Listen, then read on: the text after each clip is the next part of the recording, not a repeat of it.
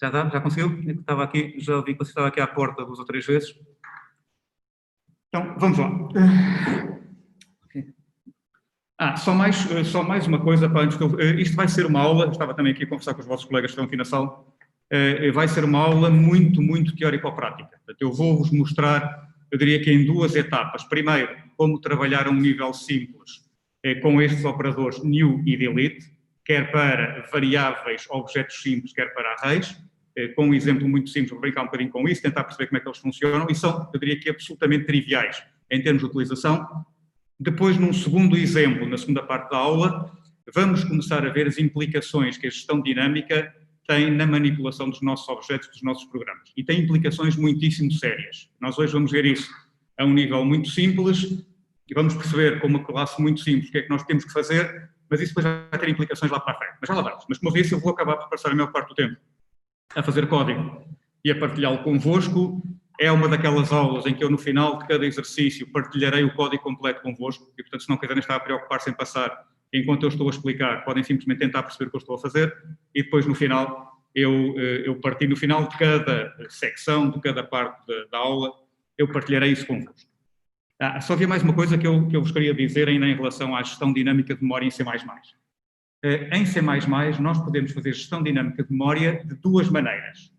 A gestão direta de memória, eu diria que é uma herança direta do C, que nós usamos estes operadores new e delete para diretamente sermos nós a gerir a memória dinâmica. Pedimos objetos, libertamos objetos, quando precisamos de um fazemos o new, quando não precisamos dele fazemos o delete, o habitual. Isto é, como vos disse, embora com mecanismos diferentes, uma herança direta do C.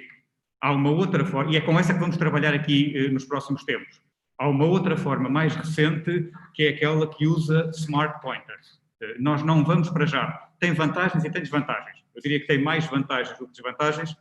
Obriga-nos a ter alguns cuidados que, se calhar, é demasiado cedo para nós começarmos a falar já disso. E, portanto, o que nós vamos fazer em termos de cadeira de PO, vamos começar por fazer gestão dinâmica direta de memória. Eu diria que, na maior parte do tempo, faremos isso, lá mais para o final do semestre. Eu depois, esperando ter tempo para isso, vou-vos trazer cá um exemplo em que vamos fazer a gestão de memória utilizando esta ferramenta mais recente do C++, os Smart Pointers. E aí, já com outra maturidade, vocês vão perceber melhor as vantagens que eles trazem, e trazem algumas vantagens importantes, mas também os cuidados que é preciso ter. Portanto, para já, isto é importante que vocês percebam, que vocês, pegando num livro de C++, vão ver isso, e até vão ver, na maior parte dos livros de C++, quando começam a falar de gestão dinâmica de memória, começam a falar diretamente dos Smart Pointers, porque é a tecnologia mais recente que há em C++. Portanto, não é por aí que vamos começar, e o motivo é apenas isso. Então vamos lá. Chega de conversa, vamos partilhar aqui o meu editor e vamos lá começar a brincar um bocadinho. Deixa-me preparar isto. Como é evidente, volto a dizer-vos, vão-me colocando as vossas dúvidas, as vossas questões. O que eu quero, essencialmente, hoje, já vos disse, é que vocês percebam como é que isto funciona. Esta primeira parte da aula, eu diria que ela é muito simples, porque, como eu vos disse, vamos apenas pegar no que vocês sabem de C e transportá-lo diretamente para C++. E então, o que é que eu tenho aqui? Tenho aqui uma classe, já lá vamos. Vamos até começar por trabalhar com variáveis simples.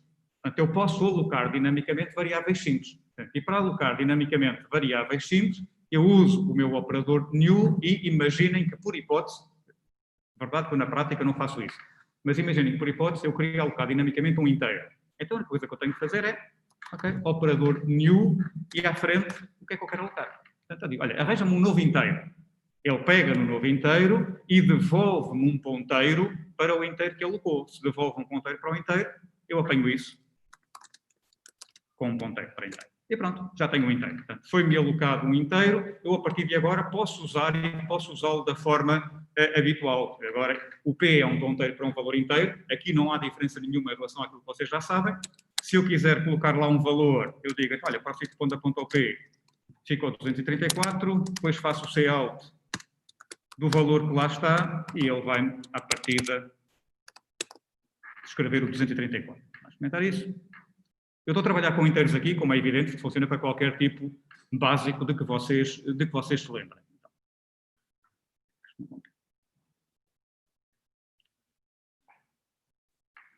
E pronto, o que ele fez, alocou-me inteiro, meteu lá o valor 234 e depois fez um C-out, não tem nada de especial. Eu posso, quando aloco, à frente, dizer, tal como está, esta alocação aloca-me um inteiro, mas ele fica sem nenhum valor definido lá dentro, fica com lixo. Portanto, a inicialização das variáveis simples é igual à das variáveis normais. Se eu quiser que ele fique com um valor qualquer concreto, eu digo, ok, então ficas, por exemplo, com o valor 89. E se ele ficar com o valor 89, nós podemos pôr aqui um C-out intermédio e, à partida, vamos ver o 89 a aparecer, depois passa a 234 e escreve o 234. Não tem nada que se lhe diga, isto é utilização perfeitamente normal. Falta só aqui mais uma coisa. Tal como em C, variáveis, objetos alocados dinamicamente são meus até eu dizer já não os quero. Portanto, não estão sujeitos às regras das variáveis locais. E, portanto, se eu faço um new, tenho que fazer um delete. Tal como quando eu fazia um malloc, tinha que fazer um free. Quando eu não precisar da minha variável, por hipótese aqui, eu vou dizer, ok, então, adeus. O new e delete são usados desta forma. New, qualquer coisa, dá-me um objeto, dá-me uma variável, delete e faz o delete daquilo que existia e deixei tudo limpo em termos de memória a ser utilizado. Como veem, não tem muito que se lhe diga, mas ao dito isto, vão-me colocando as questões, coisas que vos ocorram, mesmo de relações que se lembrem com a gestão dinâmica de memória que fazemos em si. Okay? Próxima coisa, uma coisa que vos pode... Francisco, estou a começar agora mesmo, ok? Estou a começar agora a falar de gestão dinâmica de memória em C, estou a mostrar como usar os operadores new e delete, ok? Para variáveis simples. Nesta altura, para já, faço o new aqui de uma variável inteira e depois fiz aqui o delete. No fundo, é quase exatamente igual àquilo que eu fazia com o malloc e com o free. Questão importante.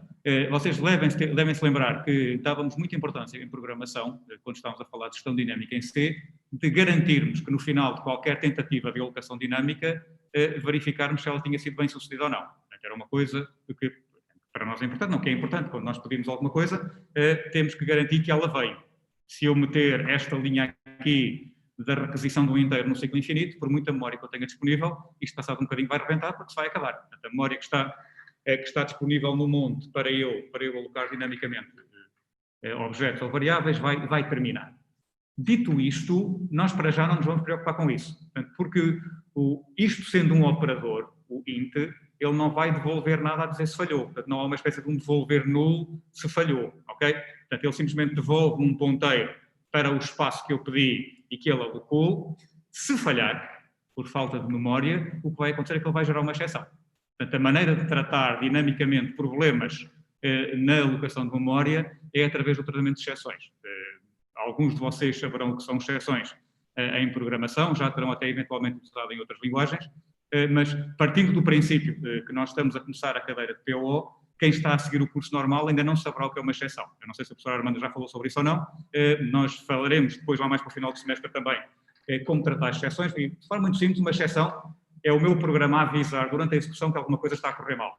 E, portanto, nós criamos pequenos pedaços de código que dizemos, olha, se acontecer algum problema aqui, se acontecer uma exceção, se acontecer uma coisa inesperada, ele lança essa exceção e eu depois apanho-a noutro sítio do código. Portanto, escrevo código específico para apanhar exceções, para apanhar acontecimentos desprevistos que ocorrem no código. Só que tenho que programar isso. Portanto, há um conjunto de blocos chamados throw e catch. O throw que me vai apanhar a exceção, o catch que o throw que me vai lançar a exceção, o catch que a vai apanhar e que por código eu depois resolvo. Se para vocês isso ainda for mais ou menos chinês, é normal, é natural, eu só vos quero dizer isto. Nesta altura do campeonato, vamos assumir que o operador new sucede sempre. Daqui a algum tempo, lá mais para o final, quando conseguirmos lidar com exceções, então depois trataremos disso, ok? Portanto, aqui não há o devolver uma coisa e eu depois tratar dela da forma direta. Tenho que tratar com esse tipo de ferramenta. Pronto. Variáveis simples, é isto. Não tenho mais nada a dizer sobre o assunto. Alguma coisa aqui na sala, alguma coisa aí em casa que não tenha ficado claro? Vejam lá, alguma coisa que me queiram perguntar? Então, adiante. Segundo tipo de objetos que nós vamos agora alocar arrays. Portanto, a segunda coisa que nós podemos alocar com o new é um array. Imaginem que eu quero alocar um array de inteiros. Eu até vou comentar este pequeno pedaço de código, ele vai ficar assim todo meio desorganizado aqui na função main. Mas é para depois poder mandar-vos isto tudo para vocês poderem eventualmente experimentar. Portanto, vou comentar agora Isto relativo ao inteiro. Imaginem agora que eu quero alocar dinamicamente um array de inteiros. Talvez seja mais grande. Um array de inteiros, um array de 5 inteiros. E volto a salientar, inteiros por nada de especial. Alocar um array de outra coisa é exatamente igual. Como é que eu faço? Um new, digo que é de inteiros e entre parênteses retos, digo quantos são. Portanto, notação muito simples, olha, arranja-me aí um array de inteiros. Ele devolve-me um ponteiro para o início do array, que é aquilo que vai funcionar como o nome do array, e eu tenho isso também como ponteiro. Então, neste caso aqui arranjei um ponteiro lá, o A ficou a apontar para aqui. A partir daqui a história é exatamente igual. A partir daqui, o processamento deste array de inteiros é igual ao processamento de um array de inteiros normal. Ele foi alocado, não tem nenhum valor atribuído, eu posso ou não atribuir um valor. Se quiser atribuir um valor, inicializo isto desta maneira. Portanto, neste caso aqui, ele criou-me o meu array de 5 inteiros e preencheu logo. 1, 2, 3, como é que lá pus? 4 e 60.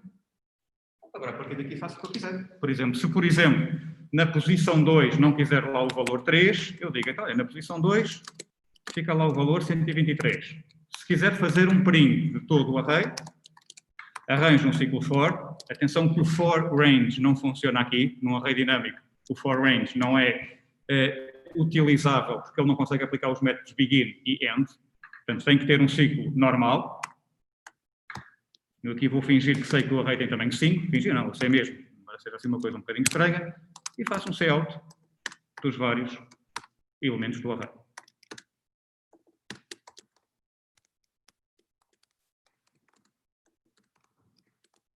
Cout dos vários elementos do array. E depois então escrevo. E ele mostra-me os valores que lá tenho. 1, o 2, o 123, que foi o que eu lá pus, o 4 e o 60. Não tem nada especial, portanto, alocar um array de inteiros, alocar um array é o mesmo tipo de formato, com o cuidado de eu colocar o 5 aqui à frente.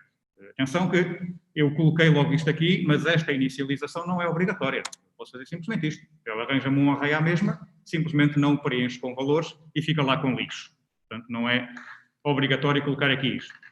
Última coisa, como é que eu me livro de um array? Então, livro do array com o delete, com um cuidado especial. Eu tenho que dizer ao delete se ele está a apagar uma variável simples ou um array. Para indicar que está a apagar um array, antes do nome do ponteiro, eu tenho que pôr esta notação dos parênteses retos. Faz-me delete do A, mas o A é um array, não é uma variável simples. Se vocês não fizerem isto poderá arrebentar. Tem um daqueles comportamentos indefinidos que acontecem em C++, e, portanto, um comportamento indefinido normalmente é meio caminho andado para a desgraça. E pronto, isto corre. A alocação de arrays também não tem nada que se lhe diga. Ok? Pronto. Tipos básicos. Estamos conversados? Acho eu, mas vocês digam-me se não estivermos. Ok? Vamos falar de alocação. Eu até vou deixar que esta é a função main B de tipos básicos. Criar aqui uma outra função main. Criei aqui uma outra função main, porque agora quero falar da alocação de objetos. Portanto, nós em C++, alocar variáveis simples, básicas, como aquele inteiro que eu fiz há bocado, normalmente nós não fazemos, não precisamos disso para nada. Alocar arrays, vamos fazer às vezes, embora a alocação de arrays dinâmicos em C++ seja pouco relevante. E é pouco relevante porquê? Porquê é que nós alocamos? Isso era um mecanismo, diria que essencial em C. Alocar arrays, para nós, alocar arrays dinâmicos em C foi uma revelação, foi uma luz que nos apareceu ali a meio da cadeira de programação. Em C++, a gestão dinâmica de arrays não é muito relevante. Porquê? O que é que vos parece? Casa dos vetores? Não. O vetor foi o que nós vimos. Nós temos containers dinâmicos que são naturalmente dinâmicos em termos deste trabalho.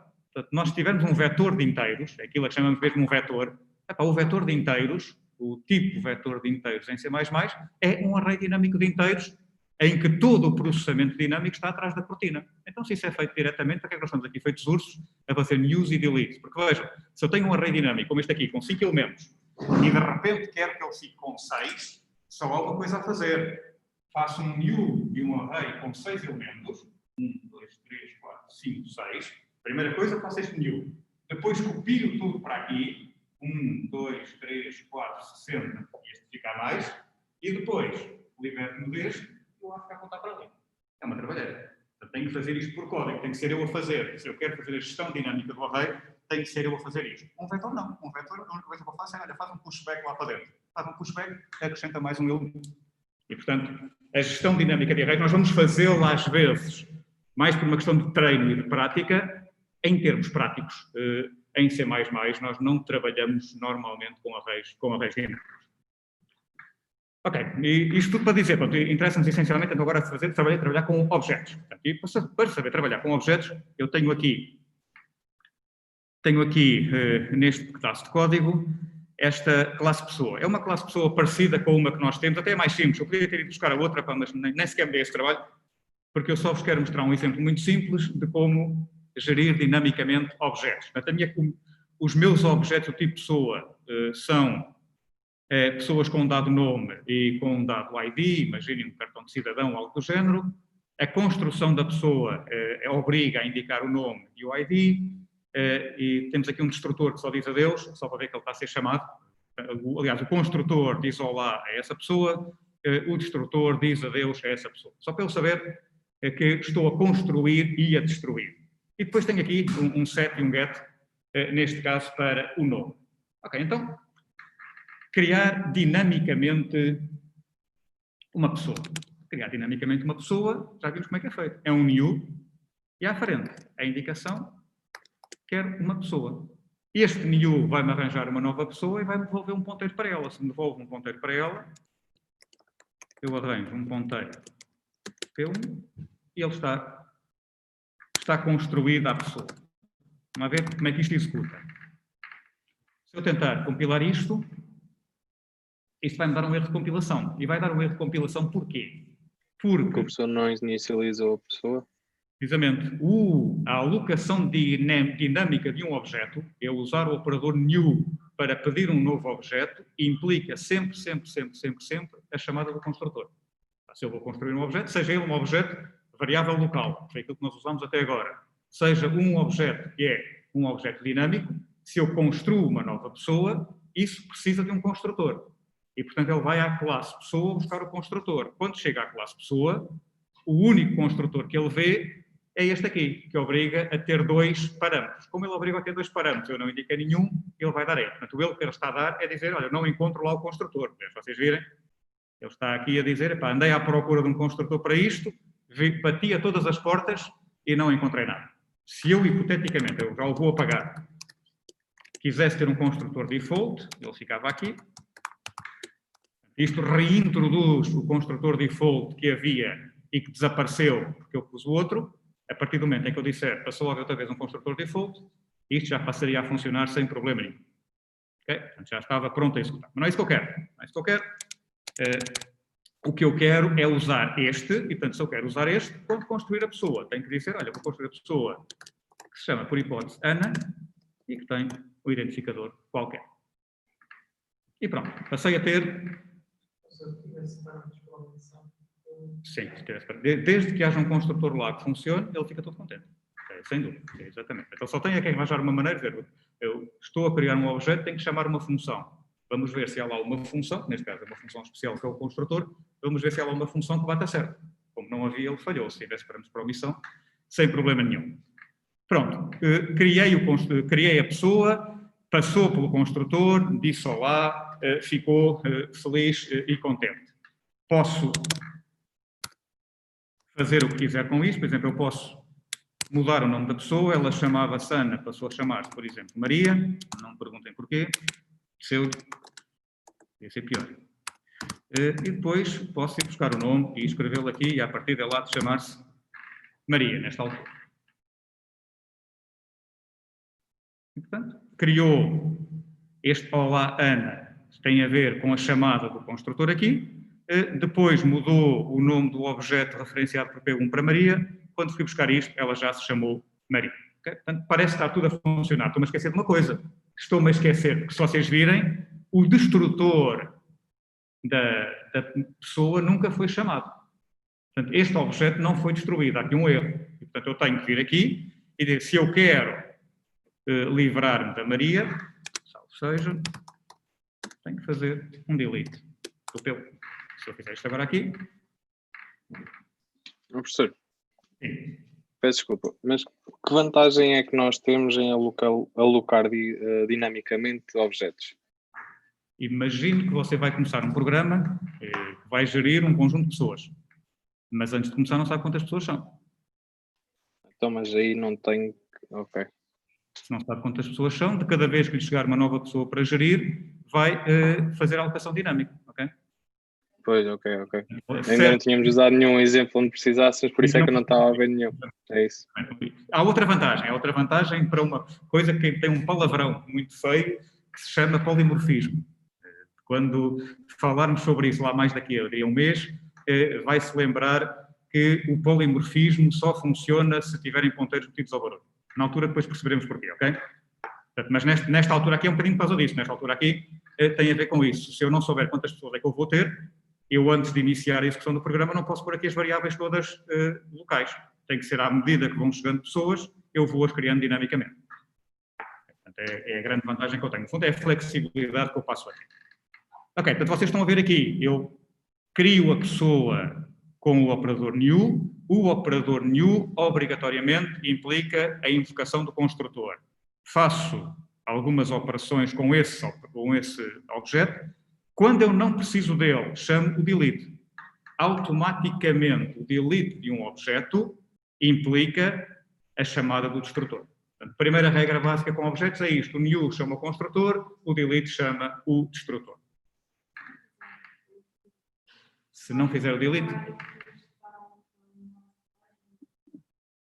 É assim, neste caso aqui em concreto, Isabel, neste caso aqui não vai acontecer nada, porque o programa está a acabar, vai desaparecer. Portanto, o chamar o delete é simplesmente o cuidado que nós temos de libertar um pedaço de memória que não está a ser preciso. Se o meu programa correr durante um ano, se eu deixar assim memória espalhada sem nunca a libertar, entre outras coisas, posso depois ter o problema de ter falta disso, ok? Ter falta de recursos. Tem mais a ver com isso. E agora posso ter aqui uma outra pessoa P2, que é, por exemplo, o Rui,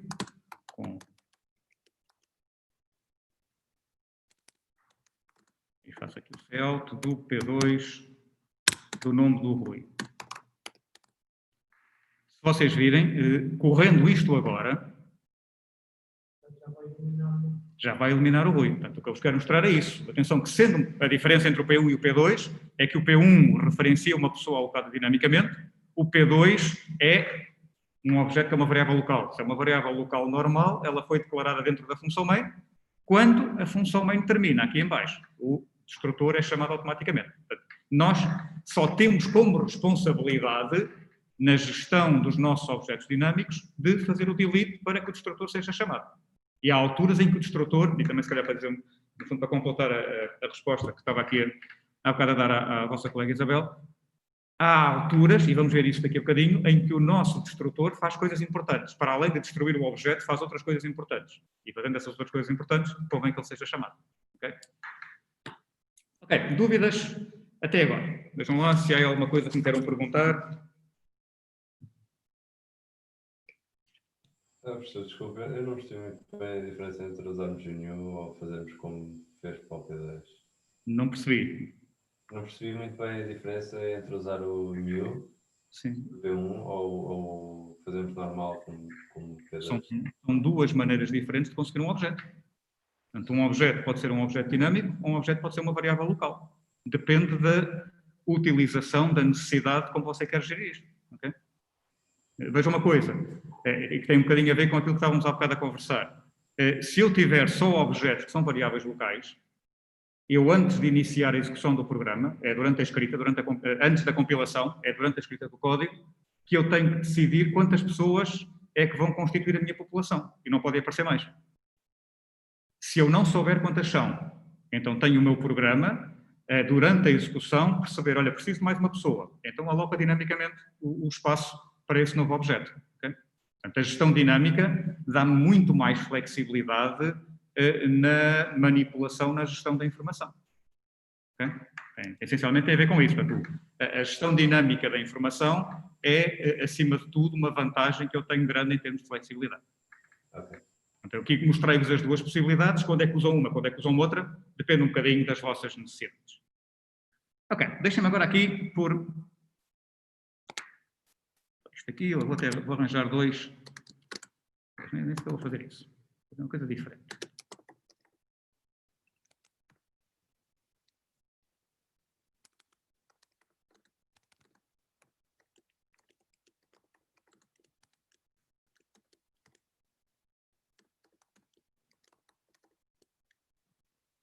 Vejam lá se me descobrem o que é feito aqui.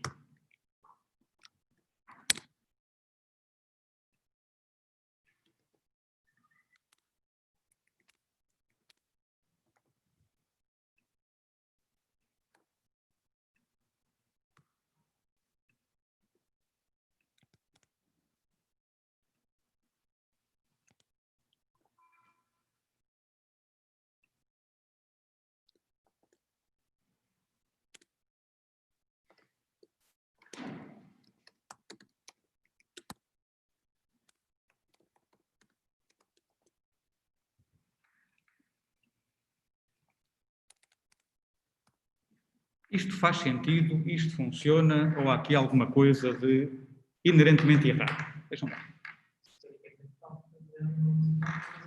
E acham que faz mesmo ou não? Há aqui algum erro? Há aqui alguma coisa estranha? O que é que vos parece? Funciona? Não funciona? Vai mudar algum erro de gestão dinâmica? O que é que vos parece? Era necessário passar por os ponteiros por referência? Não sei. Digam-me vocês. Ok. Não, mas é uma pergunta interessante. Se não fizesse essa pergunta, eu ia fazer. Portanto, ainda bem que fiz essa pergunta. Digam-me lá, era preciso passá-lo como referência ou não?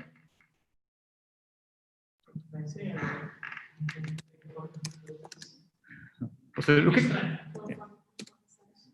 que é que eu estou a passar como parâmetros? O que é que eu estou a receber lá em cima? Os parâmetros do F1 são o quê? São as referências para ponteiro. E isso é importante que ele vá assim ou não?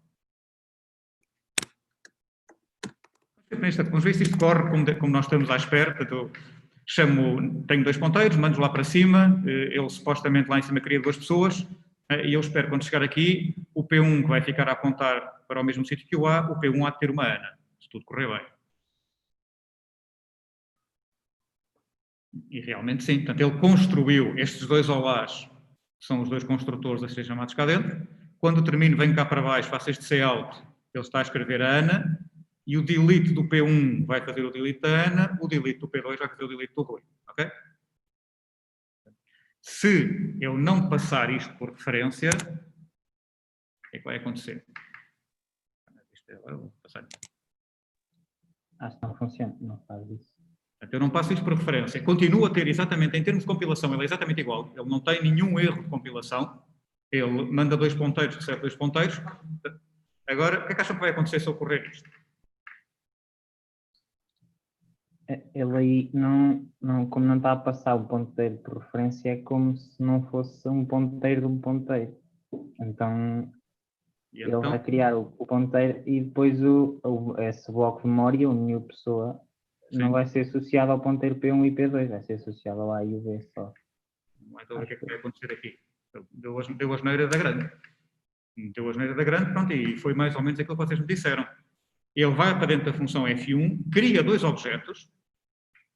Quem fica a apontar para estes dois objetos, como eu recebi aqui dois ponteiros, mas estes ponteiros foram passados por valor, passa um bocadinho a contradição, o que significa que os ponteiros A e B lá em cima não têm nada a ver com os ponteiros P1 e P2 cá de baixo. São coisas completamente separadas. E, portanto, os ponteiros A e B realmente ficam a apontar para aquilo, termina a função, mantive as pessoas em memória, tenho os dois objetos, não tenho ninguém a apontar para lá, porque eu perdi os ponteiros A e B, chego cá em baixo à função main, o P1 e P2 continuam por inicializar, continuam com lixo, e isto rebenta diretamente aqui. Quando eu tento escrever o nome do sítio ou do objeto para onde supostamente o P1 está a apontar, não está a apontar para nada. Não está a apontar para nada e ele vai arrebentar aqui neste sítio. Portanto, esta passagem aqui por referência, e vocês sabem disso, portanto, a referência funciona quer sejam variáveis normais, quer sejam ponteiros. Esta passagem por referência significa não crias uma cópia dos ponteiros, os ponteiros que estás a usar cá dentro são os ponteiros P1 e P2. Portanto, o A é um sinónimo de P1, o B é um sinónimo de P2. É isto que faz a ligação e é isto que garante que aquilo que é alocado cá dentro depois continua válido quando a função F1 termina e eu faço aquilo que tenho a fazer. Atenção a isto, isto é uma questão importante e é uma subtileza. Às vezes fica um bocadinho estranho esta passagem de parâmetros aqui, em que eu tenho um ponteiro e tenho uma referência, parece uma dupla redundância, mas no fundo é como se fosse um ponteiro para um ponteiro. É uma simplificação de passar um ponteiro para um ponteiro. E eu aqui, se não tivesse referências, teria que passar um ponteiro para um ponteiro para poder modificá-lo dentro da função F1. Ok? Pronto. Mais coisas. E vemos aqui outra coisa simples, mas isso vocês já sabem e não tem novidade nenhuma. A gestão dinâmica não está limitada à função em que é feita. Neste exemplo muito simples, o objeto é alocado em F1, ou os objetos são alocados em F1, F1 termina, os objetos vêm para a função main e são libertados na função main. E, portanto, não interessa onde é que eles são alocados em relação ao sítio onde é que são libertados. Eu aloco quando precisar, ando com eles todo contente, quando não precisar, liberto e não estão sujeitos à utilização ou a estarem presos dentro de uma função como as variáveis locais. Ok, mais dúvidas em relação a isso? Já estou quase a acabar este exemplo inicial, já estamos quase a passar para o segundo exemplo, mas vejam lá, se houver aqui alguma coisa que eu esteja a dizer que vos faça alguma confusão, digam, está bem? Ora, o que é que eu queria mais fazer? Já agora eu não vos tinha dito isso, eu estou a fazer com este exemplo a mesma coisa que faz o exercício 1. Muito sinceramente, o exercício 1 da ficha 5 usa uma classe que eu não gosto. Eu tento fugir sempre que posso. E, portanto, estou a fazer mais ou menos a mesma coisa, mas vocês podem e devem olhar para o exercício 1 da ficha 5, podem tentar resolvê-lo e vão ver que as alíneas que cá estão são equivalentes àquilo que eu estou a fazer, neste caso, com a classe pessoa. Que é criar objetos, libertar objetos, a tal função A e B, que é a linha C, e agora vou fazer uma última coisa, que é vou criar um array dinâmico de... Desculpa, um array dinâmico, não, vou criar...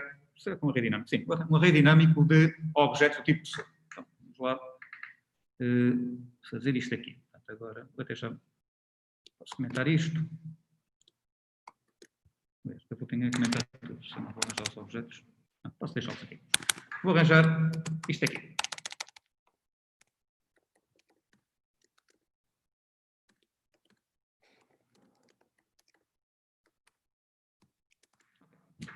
O que é que faz esta linha que eu acabei de escrever? Parece. É um array de 3 pessoas, um array dinâmico. O que eu vou fazer é um array. Mas não vai funcionar. Elementos, cada um deles é uma pessoa. E porquê é que não vai funcionar? Não está inicializado. Não tem construtor default. Portanto, o que lhes falta aqui Ou isso. não tem construtor para aquelas pessoas. Portanto, está tudo bem feito.